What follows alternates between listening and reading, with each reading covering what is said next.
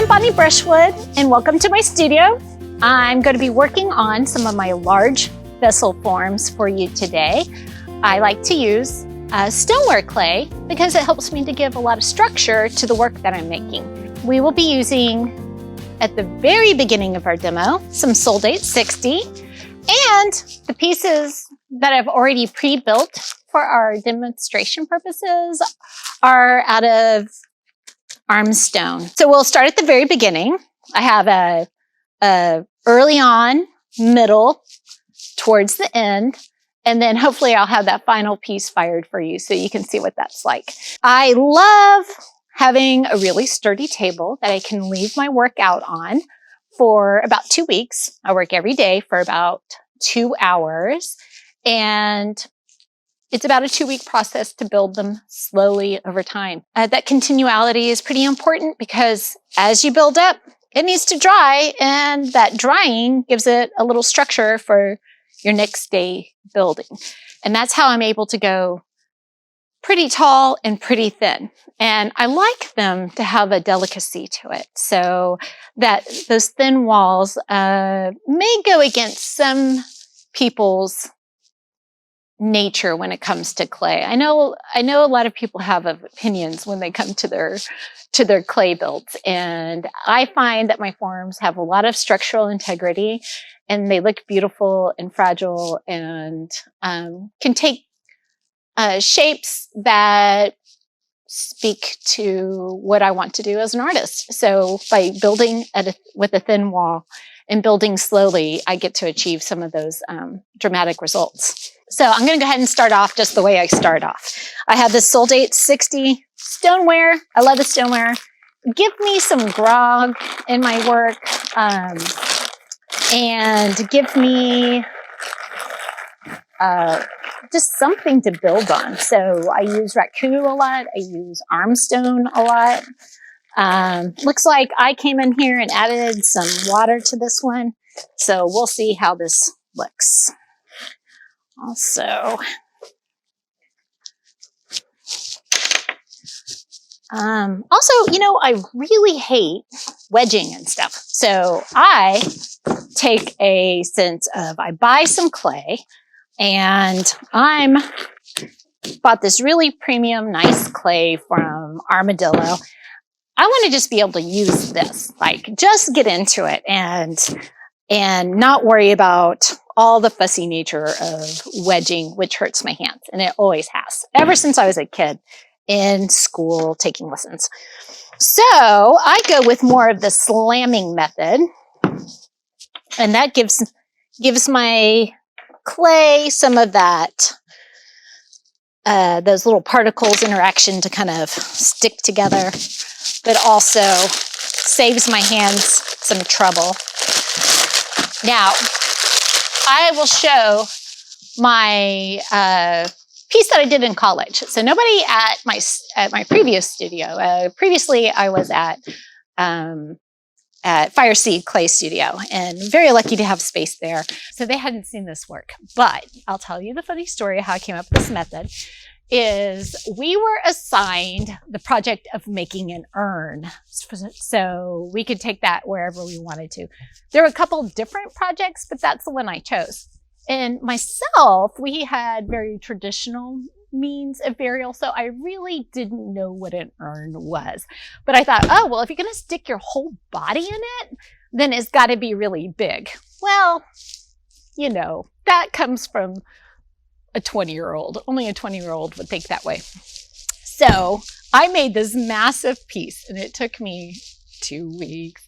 And the teacher was just like, oh my God, you expect us to fire this? And luckily we were able to get it in the kiln up there. But I soon learned exactly that urns don't quite look enormous. And it was fun, but it's a beautiful piece. And when I came back to clay, I was really wanting to achieve what I achieved there and continue that process on. So when I was building it, I was doing the coil method. And of course, that is a very fussy, tedious method. If you ask me, I think it's just too fussy because you're rolling all these little coils out and, you know, and then you're scoring and then you're squishing and it's just fussy. I feel like it's fussy. And if one thing that I try to avoid is a fussiness to my work, I want it to feel carefree and spontaneous and flowing in a way. So those coils were not doing it for me. And plus my deadline was coming up and this pot was just getting bigger and bigger and I wasn't finishing it. So this is how I came up. So I have this piece that I'm just starting off with, right? So then I slam it down.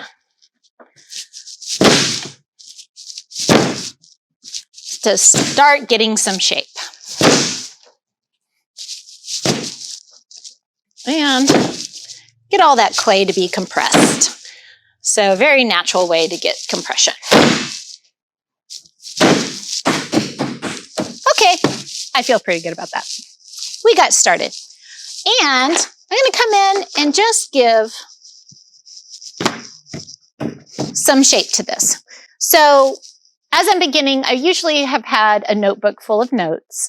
What am I thinking about? Well, for these pieces, again, that sense of urn has stayed with me. And I was thinking of individual people, not necessarily their demise, but their life. Like people that I really enjoy, maybe that have been, even some people that I don't enjoy, that have just somehow taken residence in my mind. And I think about them. I'm like, you know what? I'm going to work my way through this piece, thinking about this person. At the very beginning, I'm deciding, is it an open piece? Is it a closed piece? And I'm considering things like openings into the piece. Like, is it going to be really closed off with pierced openings to it? Or is it going to be really closed off with maybe some torn edges so we can look in? I find that sense of outside versus inside of a vessel to be super exciting and a place to play. So I am considering those things at the beginning, but I'm not so married to my sketches that I'm going to try to force the clay to bend to my will. Like if it's wanting to do something else, then I'm going to work with it. I feel like it's a little bit like kids. Like you can't really force kids to do anything. You can suggest it. And you might think it would be really good for that clay to do a certain thing, but there's no forcing it. It really is going to want to do what it's going to do. And as you're making it, what you initially got started is going to dictate where you're going to go from there. So I'm just going to really use a kind of a fresh, clean strokes and confidence. I love confidence. There is a beautiful documentary where Picasso is in his studio and he is drawing with light. And the photographer took this video of him drawing with light and then the light stays behind. So, you know, he does his bull drawing with a pen light and then it stays and lingers in the air. And it's so beautiful. But it was really nice to see him working and just how confident he was. And I think that's super important to bring to your clay. Even if you're not a confident person with other people, you can be that with the way you approach clay. Now, what does confidence mean? Well, it's whatever it is. Maybe your confidence is like this, because you know what? It takes a certain amount of confidence to work small. But for me, I like to work really large. And so that's where I'm starting off. I want to really bring some energy to it and bring some stroke making and go from there. Now, I have a bunch of used clay sitting in vinegar and water. So this is my nice little mash. You know, we got our slurry or our slip going. I like having like some chunks to it. Like I don't get too fussy about this. So as I pull off pieces and I can't use it anymore, then I throw it in here and I will use it eventually. So now I've got my slurry and I'm going to come in along the edges and get started. I like doing it that way kind of squish it down in there. Just put some chunks and get going. And like I said, I'm going to be working on this for a while. So at this point, it looks messy. It looks rough. And that is okay by me. So I grab my clay. Sometimes I ball it up. Sometimes I don't. And just slam it down. Make these little patties that help me grow my piece. I'm adding little slip, score and slip. You know what? I'm going to do this to the outside. And there. So I am going to go ahead and work my way around.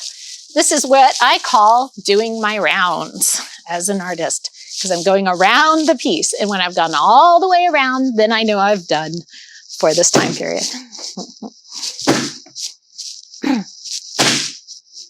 So come back in, slip and score, slip and score. The way I'm approaching this, it's really kind of like a really big pinch pot. So now I'm just pinching these together. And one thing, like I said, don't make it too fussy. Like if it's too fussy, you might as well just shoot it in the head right now. It starts off pretty ugly. I'm going to admit, like I am so embarrassed when I'm doing demos, like in front of people. I like to have a good start. Usually, because then they're not judging you right off. Like if I'm doing a demo for people coming to an open studio event or something, I will usually have a started piece that looks a little more refined. But because I've got time, I know I've got about 2 weeks with this piece, and it's going to be setting up, and I'm going to be compressing, and I'm going to be using some of my tools to scratch away the imperfections. And I'm going to be flattening and paddling things out.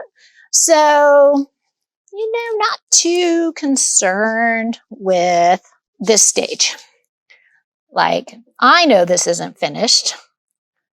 I know it's pretty lumpy, but I've got tomorrow to work on it too. I'm not trying to make it be all grown up all at once. I'm just going to follow along some of those confident marks that I made as I moved in there. I'm going to take a piece, and really at the bottom is about the only place that I'm going to take kind of a coil here. So I will add a little more structure at the very base.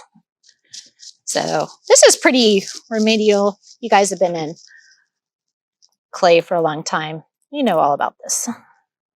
Add a little more structural support right there at the bottom. And it's pretty wet and hard to handle at this point. Just going to let that be. And that's my start. I'm going to go all the way around, lightly drape it. I actually don't wrap it up super tight. So far, the studios I have been in, if I just kind of lightly drape it, then when I come back to it tomorrow, then it's ready to work on again. And it's dried a little bit, but not too much. So that is a start. Something that's funny is I just don't like working on more than one of these at a time. So I don't have 2 large pieces going on. Usually what I'm doing is thinking, like just keeping my thoughts singular. Like I'm just working on this one piece. And so in my off time, when I'm doing my gardening or doing the laundry or something, then I can go back to it and go, yeah, well, maybe I'll do that. Yeah, maybe I do that. But if I have more than one of these pieces, then I'm all cluttered and it's too much to think about. So I have one big piece. Now I have some little fun things that I do that are much more immediate and quicker. I do little piggy banks, and I'm doing what I'm calling sensory stories. And I'll show you guys that when we have our meeting. So now I've got this clay that I've gotten out, and I've already gotten it kind of used. And I probably wouldn't want to use this again on the big piece over here, because now I'm going to have to start wedging or something. And like I said, I really hate wedging. So I would probably, like this chunk I would still use, but this is the kind of stuff that I'll roll out and make something tiny from. So you have your big projects, and that takes a long time. But then making some tiny stuff is really fun and immediate. I can have a lot of little stuff in the works, but only one big project at a time. Okay, so now we're going to move on to some of the demo stuff that I have already gotten started for us. So you can see how I've just lightly wrapped it. Now this guy, all of these armstone pieces have been in the works for months because of our delayed demonstration. So I'm really glad here in June that we finally get to be together.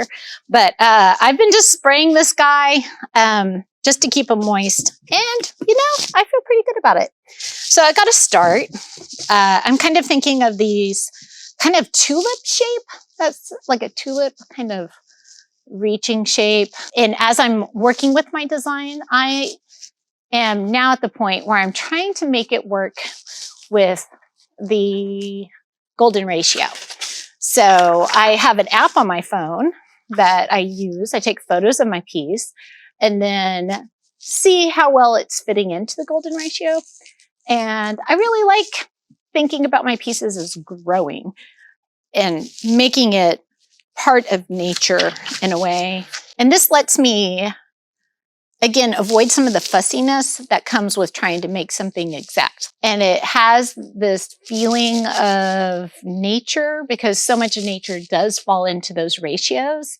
But I'm not having to make templates or anything that's artificial feeling. So it's me growing something, not me trying to make something that looks like something else. So I have this little film where I printed off the golden spiral, it has the golden ratio, which is a mathematical formula. It's a relationship. We're talking about the entire rectangle being divided in a way that it's continuous. And that's based off of 1 plus 1 plus 1 is 2. So 1 plus 2 is 3. 2 plus 3 is 5. Or 3 plus 5 is 8. 5 plus 8 is 13. And then so on. So you keep going up. So you would have one part of our rectangle be 5, and the other part, this other square, would be like 8-inch squares. And then the full length on the bottom would be 13. So that 5 plus 8 would equal 13. And then everything else continues down and it continues up the farther you go with that mathematical relationship.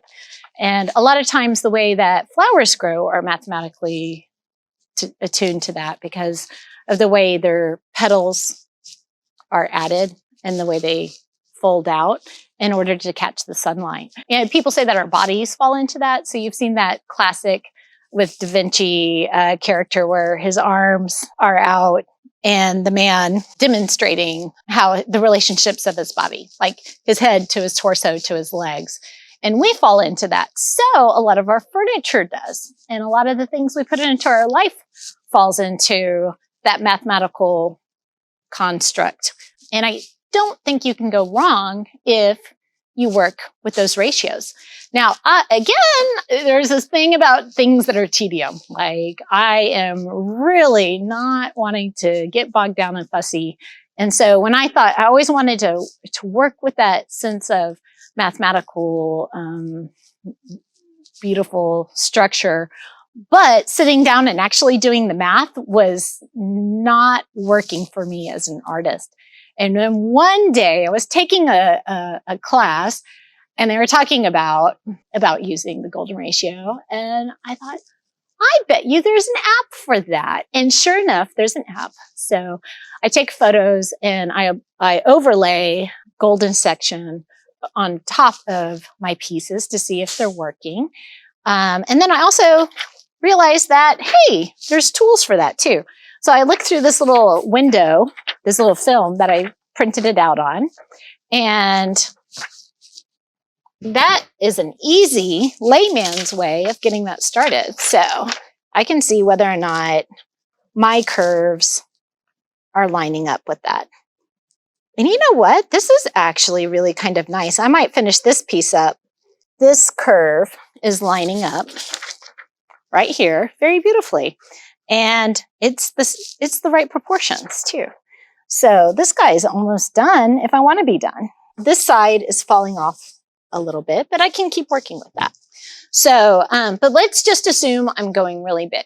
For right now, I'm just going to add to this piece. So let's get in with my clay. I'm slipping and scoring all the way around. It's approaching leather hard, but it's still wetter than that. It's got a lot of structure. It's not folding in on itself. It is sturdy, but not overly dry. And I go ahead and just get this slurry scored in all the way around because I'm gonna be making a complete round. And I like that it has some time to kind of soak in and interact with the clay underneath. So I might come in and do a little bit more. I'll take my clay, slam it down, squish it into these little patties. So now my clay has been compressed. It's done that thing that it needs to kind of gather itself up so it's ready to become a part of something new. And I squish that into form. Just like that.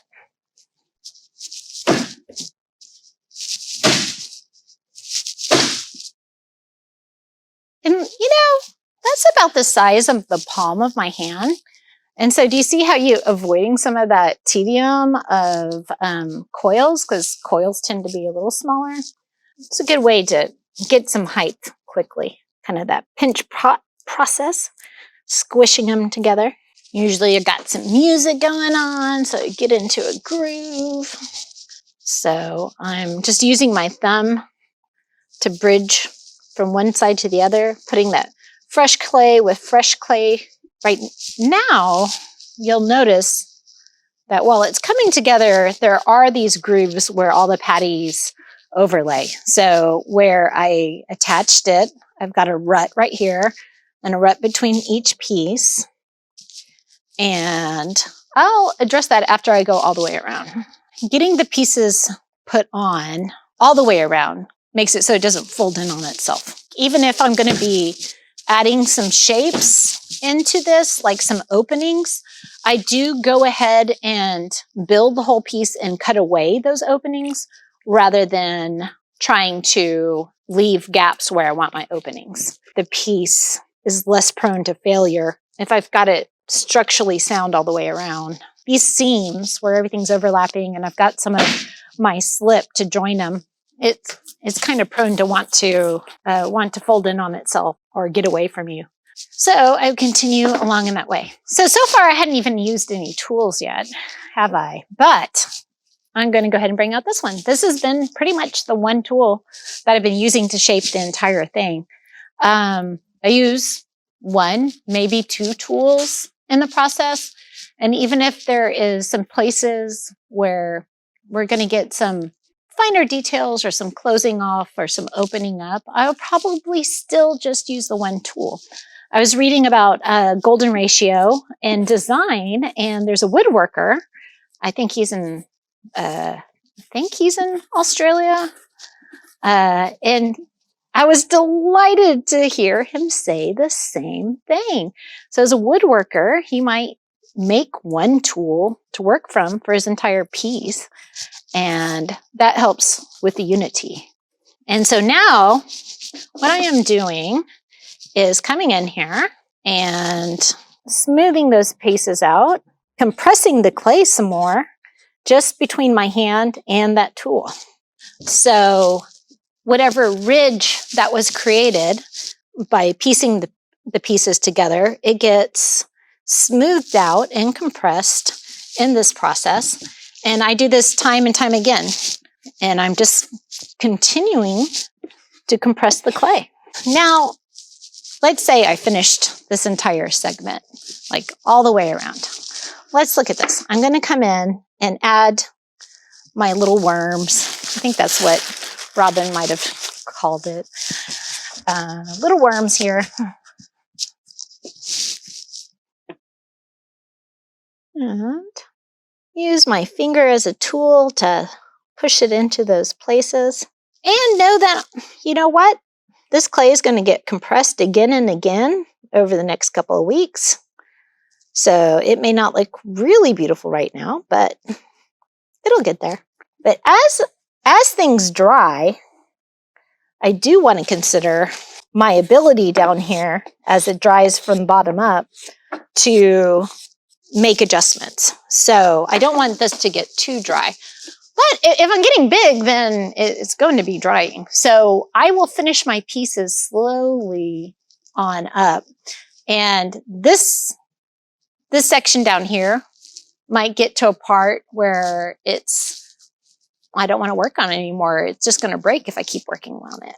I'm okay with the bottom half being done and finished before the top part is done and finished. This curve right here probably needs to be addressed before I wrap it up. So this is one of my other tools. It's just a paddle. And I'm going to use my hand to support it on the inside. Get in there and paddle it. And it's getting compressed. Everything's moving around. I'm working all the way around. Like I said, it's not quite leather hard, so I'm still able to do some shaping in this way. Now here is something that might be a little frustrating, and then you find yourself working around it, is that the top still has all that water in it. And you know how everything shrinks as it dries? Well, it's going to be a little more expanded than the bottom half. I don't like, for my final piece, the way that this is kind of wider than it is at the bottom. And I want it to come in more. But I also know from experience that it's going to be shrinking. So I'm not worried that it's going to stay that way. I know it's going to come in and that this has shrunk and this will continue to shrink more. Like, I'm not trying to make it line up perfectly right now, because if I do, I'll be disappointed because this will be too small. So right now it's just a little too big at the top, whereas this is getting closer to what I want it to be at the end. So I'm going to set that aside and we'll go to the next stage. So here we go. So this one is definitely leather hard, and it is time for me to start thinking about finishing it. So I'm not going to have a whole lot more opportunity to get in here and change it without it totally shattering on me. And I'm reaching my limits on how much I can influence this design right now.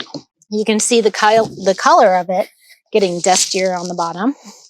And I also just really kind of like this, I like my surfaces to have some texture, but I'm not necessarily on these vessel forms. I'm thinking people, remember? So on these, I'm thinking more about skin and things. It's just kind of weird, I guess.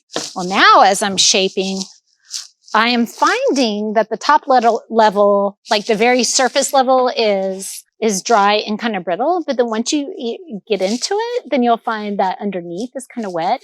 This is a wonderful stage to start. At leather hard, you can start doing this. At this stage, you can start making those final decisions.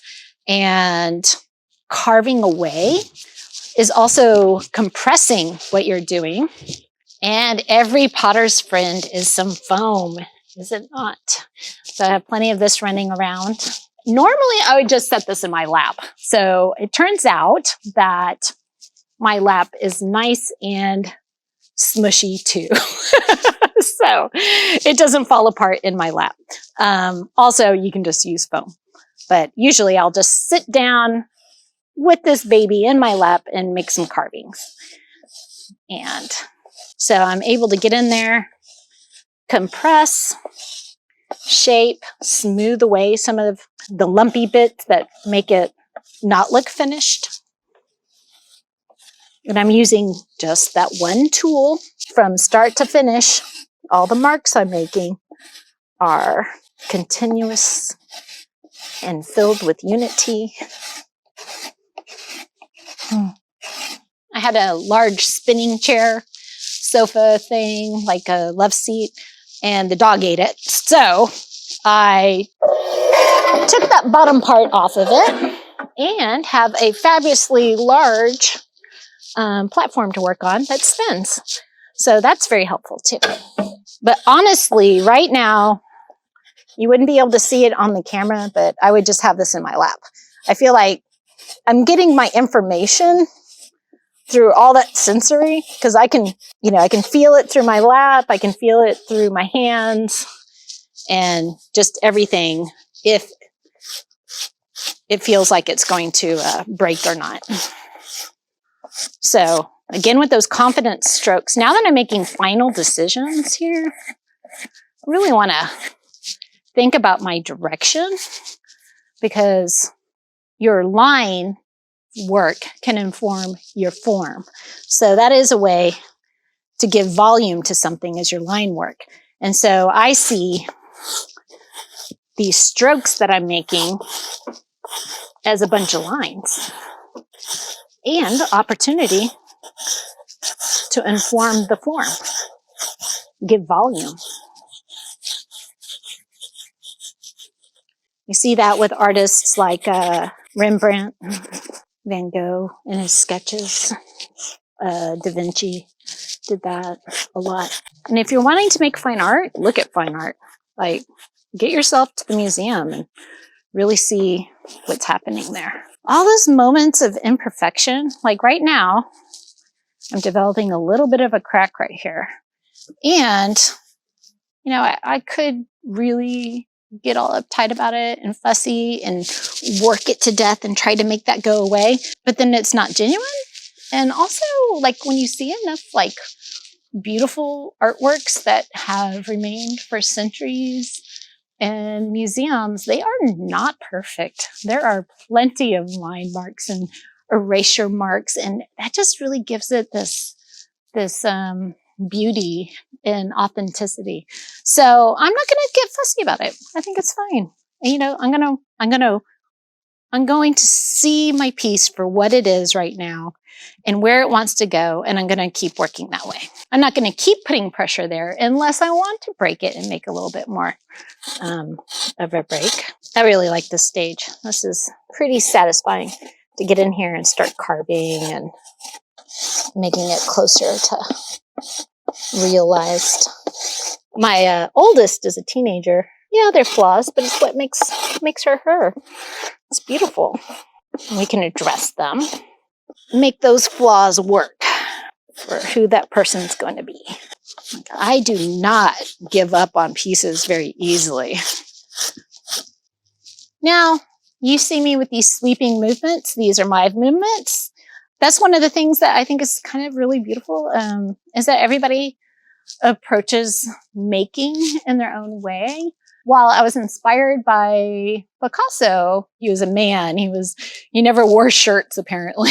And like, you know, very different way of approaching a canvas and artwork. But then myself, the way I carry myself, if I'm just really kind of just allow a boldness to the way I'm approaching my mark making and really kind of accentuate it, then it's almost like you're doing a dance or something. I like to think of dancers' movements. I have 3 girls, so I have sat through many dance lessons. Ballet is also using the human form that is related to that golden ratio. So when we're talking about first position and second position and the graceful arches and then the way they move, then that's some of my experience that I'm bringing to here. So as I'm making a sweeping gesture I'm informed by my experiences, and that's some of my background. Now, these were all supposed to be very similar to each other, but they're just not. By the time I get to this stage, they're starting to shift and change. That crack is becoming more pronounced, which I think is really kind of beautiful. And you'll find that those cracks really like to separate along that golden ratio. So I'm going to let it. And I'm curious what'll happen when it goes into the fire, because the fire makes everything move a little bit and compress, and it does a dance and even keeps shifting a little bit all the way to the final fire. So that shows you a little bit right here. I'm getting closer to finishing this piece. Let me put this aside. Okay, and all these little shreddings, perfect material for my slurry. Okay, look at this guy. This is almost done. I have grown it to the capacity of any kiln that I have access to right now. And I need to finish this baby or I won't have a place to fire it. Let's get this. I'm not super thrilled with my edges. Now, the edges are such a big, important opportunity. I've got it as high as I want. I'm going to start cutting into it. And I need to do a little thought on the design of how I'm going to cut into it, because I want it to be more open. Hear that? You can kind of hear that it is starting to get a little more dry. And at this point, I'm going to be flirting with breakage, which is okay, but I'll figure it out. Once I get in there, that layer underneath will probably be damp enough that I can work with it. I do find that when I have slip with vinegar or slip with magic water, it dries out a little more quickly and maybe a little too quickly. But if I'm just using water, then it's a little bit more controlled. So that's one thing to consider. However, I do see that the vinegar and the magic water really do get your new pieces to adhere to your other pieces kind of nicely. So it's just a choice, and you kind of get a feel for it as you go along. So here's a nice flat surface at this stage. Okay, you know what? See how it's getting shaved a little bit? And this is a time for me to wear my mask. So let me go grab that. Here we go. So I'm able to shave in here and get some more definition.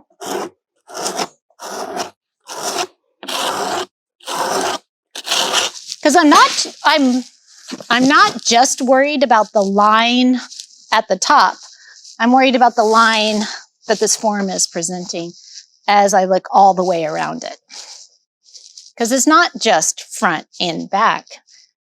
It's got many, many, many, many, many, many, many views. So I'm going to carefully go around and consider all of that right now. One thing is, while some of these pieces, some of these sides have kind of a beautiful edge already, I can't just not touch it because I'm having to touch everything. If I start an action over here, then I'm disrupting my opportunity for unity unless I carry it all the way around. Unless I'm intentionally wanting that disruption to part of it, I can make that decision. But if I do a little here, I should consider doing something to even it out elsewhere. We're talking about balance. We're talking about unity. We're talking about you want variation, but you also want it to be cohesive. So I'm going to make my way all the way around because I did see some flawed spaces, and that means, well, if I touch here, I'm going to go ahead and touch the whole thing. So at this point, I am changing the surface quite a lot. It's a lot stonier. I'm going to have this really stony look because of the scraping I'm doing. And in fact, I might hit it again a little bit with some water so it doesn't to kind of disrupt a little bit of the pieces that are getting burnished, because as I'm going through here, I'm unintentionally burnishing it. So when you get to the part where you're wanting to glaze your work, then you'll find it won't accept it because it's been burnished. So that's something to consider a potential problem if you're working this way. I like this edge. I think that's rather pretty. This feels a little dumb. This is just so functional here. So I'm going to come in with my design tool. Check those movements there. So I'm just going to go ahead and break some pieces away.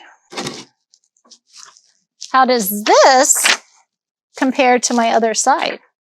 So I might be looking at this edge here as it relates to here. Maybe I want that to be tall enough to hit this part. So I like this tool too. This is kind of nice for getting a straight line. I find this gradual motion here with this tool means I don't get breaks that I don't want. And I can kind of do this at any angle. So this makes me happy. I like working with this one.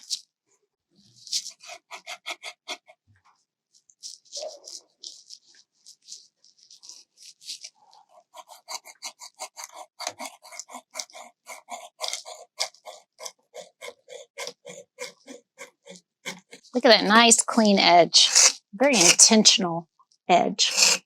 So check my mark making. Ooh, I like it. So at first, it was a little tedious to be using these tools. But as I go along, and I've been using them for a while, I find that I'm able to guess the ratios and pretty much accurately get there. Like I could have probably just cut that off and just kind of known where to put it. But for the first year, I relied on my tools quite a lot. And I still do use those little visual markers to make sure I'm hitting my points.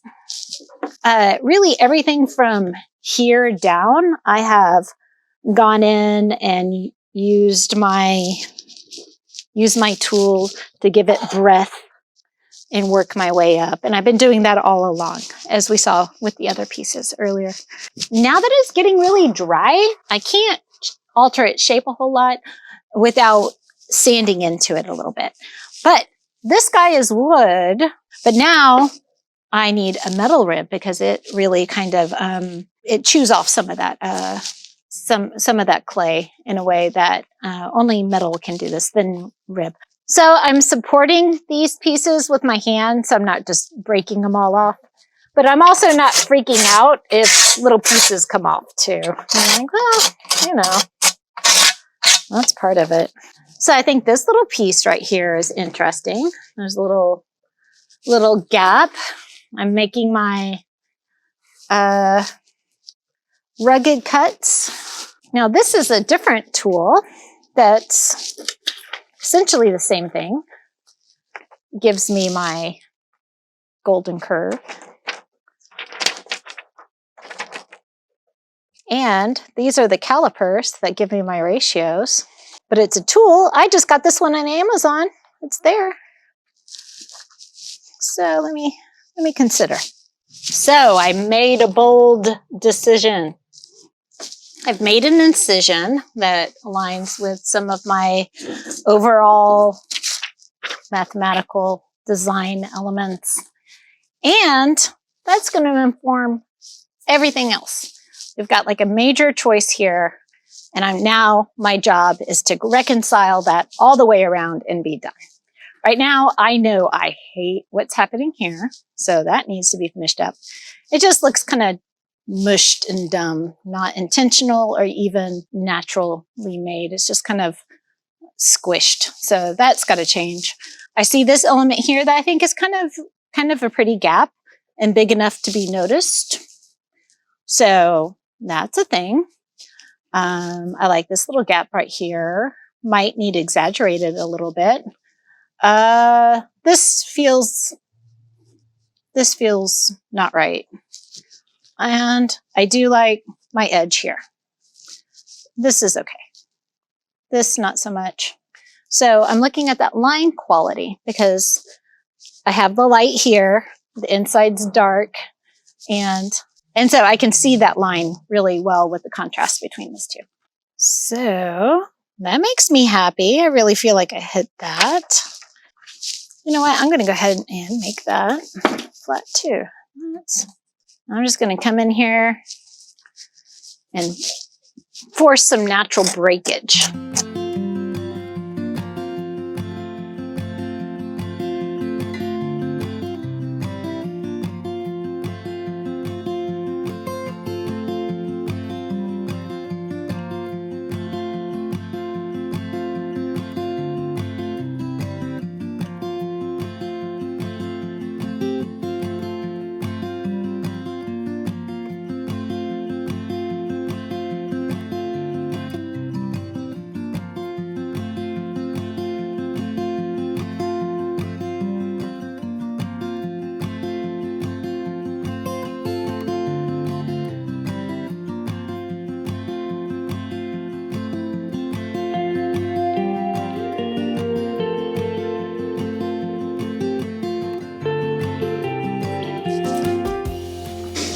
I'm done. So we are done. And now I got my most important pieces. Come on, girls. Come get on the camera. My clay friends. Can I be on camera? Yep. West. Over there. Say hello, everybody. Hello. Anyways, we're done. I'm Bye, guys.